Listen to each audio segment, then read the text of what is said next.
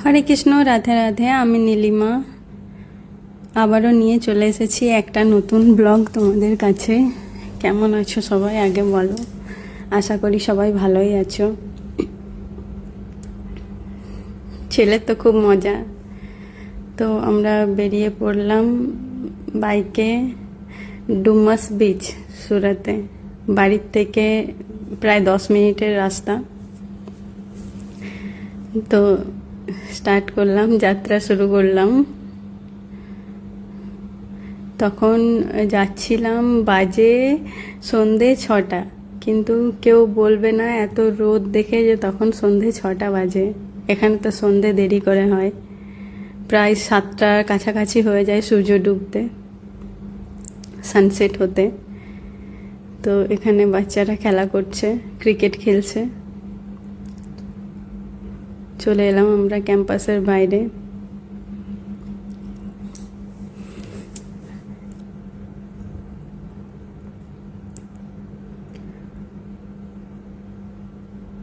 যাচ্ছি রাস্তায়, প্রচণ্ড রোদ ছিল, রোদে অবস্থা খারাপ হয়ে যাচ্ছিল।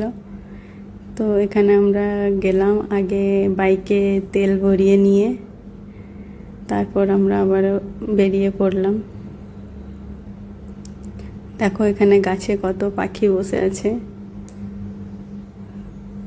রোদে চোখ মুখ ঝলসে যাচ্ছিল পুরো, এত রোদ ছিল, ভাবতে পারিনি যে এতটা রোদ লাগবে।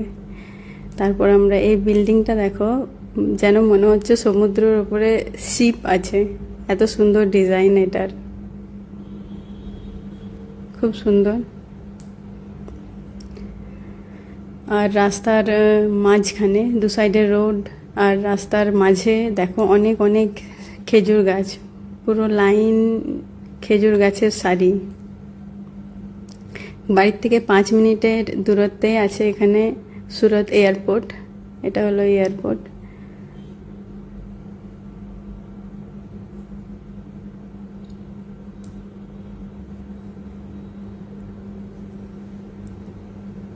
খুব সুন্দর।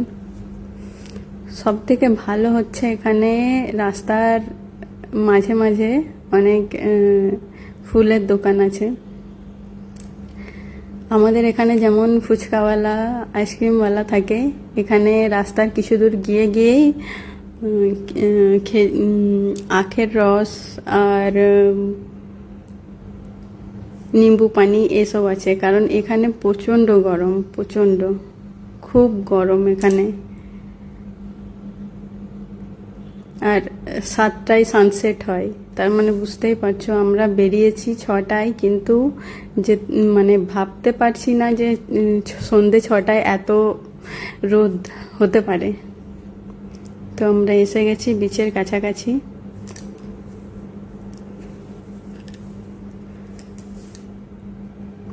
দেখতে থাকো।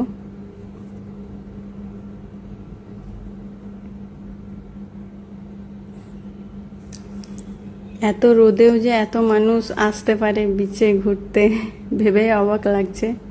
খুব ভিড় ছিল, প্রচণ্ড ভিড় ছিল।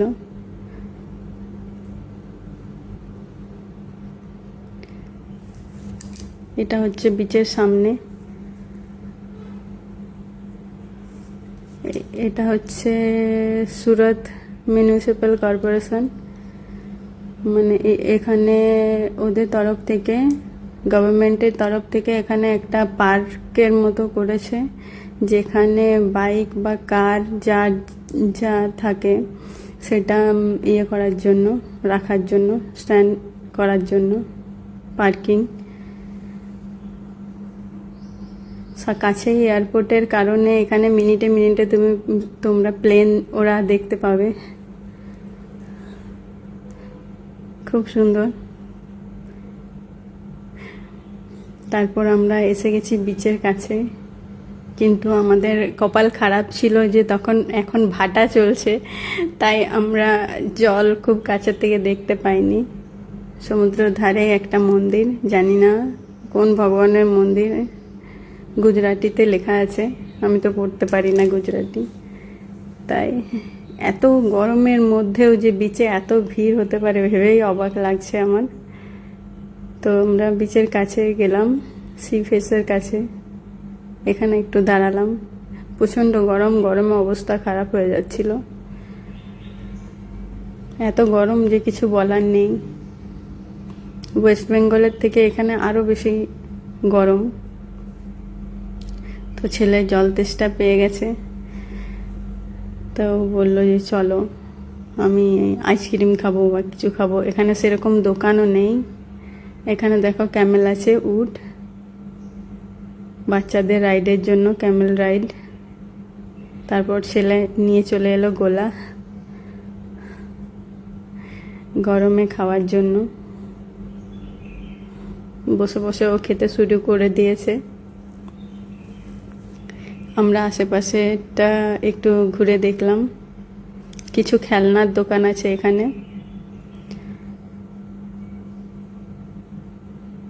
আর এখানে কিছু আম, তেঁতুল এইসবের দোকান আছে, কারণ গরম থেকে বাঁচার জন্য সবাই এখানে বেশি বেশি করে টক জিনিস খায়।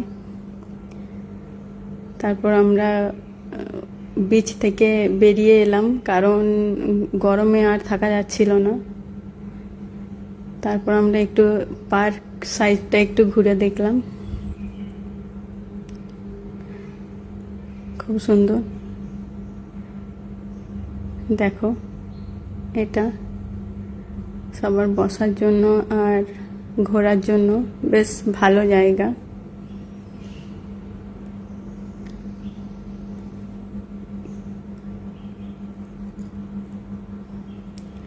প্রচণ্ড রোদের কারণে আর থেকে ওঠা সম্ভব হচ্ছিল না, তাই ছেলেকে, হাজব্যান্ডকে বললাম চলো বাড়ি চলো, আর আমি থাকবো না এখানে, চলো বাড়ি চলো।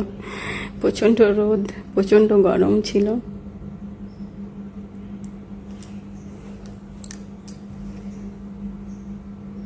তারপর আমরা আস্তে আস্তে পার্কিংয়ের কাছে এলাম।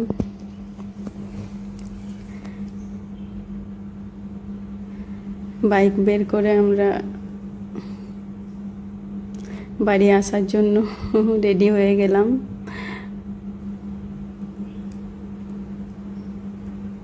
এখানে এক্সট্রা করে কোনো পার্কিংয়ের চার্জ লাগে না, আমি আবারও বলছি। তো তোমরা যে কেউ আসতে পারো, আর ঘুরে দেখতে পারো ডুমাস বিচ, সুরত। তারপর আমরা বেরিয়ে পড়লাম। দেখো, আবারও একটা প্লেন। আস্তে আস্তে প্রচণ্ড জল তেষ্টা পেয়েছিল, তাই যে জল আমরা নিয়ে গেছিলাম সাথে, সেই জল তো পুরো গরম হয়ে গেছিল। তাই একটা দোকানের সামনে দাঁড়িয়ে আমরা জল নিলাম আর খেলাম। তারপর গেলাম আমরা ফুচকার দোকানে। এখানে ফুচকার দোকানে আমাদের ওখানের মতো ফুচকা নয়, এখানে একটু আলাদা সিস্টেম। প্রথমে পাতায় তোমাকে পেঁয়াজ দেবে, মটর দেবে, আলুটা আলাদা করে দেবে, ফুচকা আর জল আলাদা করে দেবে, তোমাকেই সবটা মিক্স করে খেতে হবে। এখানে দেখো একটা সাই মন্দির। ওকে, ঠিক আছে, চলো, বাই বাই, ভালো থেকো সবাই। আবারও আসবো নতুন ব্লগ নিয়ে। বাই।